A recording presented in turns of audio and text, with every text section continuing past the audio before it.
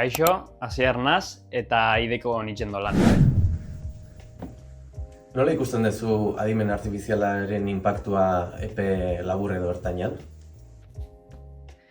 Nik uste dut adimen artifiziala jarraituko dauela gaur egun dabien eukitzen inpaktua eta disrupzio honek lagunduko dauela makinak eta prozesuak modu eraginkorra hauien eta adimontzu hauien aurrera erueten.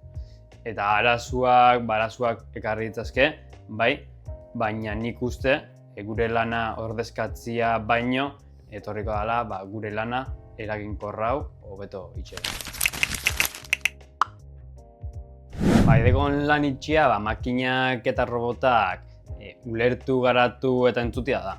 Lehenengo teknologia honek sortzeko ulertu inbida eta gero makinen osasuna zelan doien aldatzen igarteko makina honek entzun. Gaur egun alditzugu milaka kilometrora dauzen makinak aztertu eta igarri nozu munditzakeen arazoa.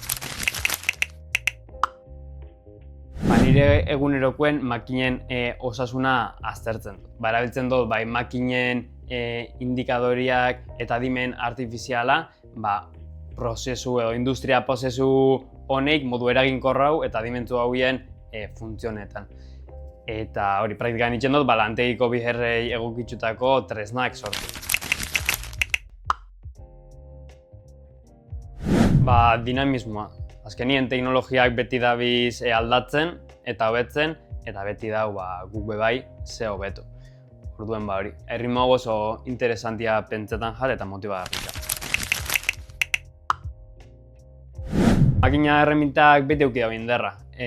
Lehen automobilgintzan, sektore euroespazialien, eta etorkizunien robotikan eta adimen artifizialak aldaketak ekarriko dituzte, baina gu ideko beti egongo gare puntako sektorietan lanien.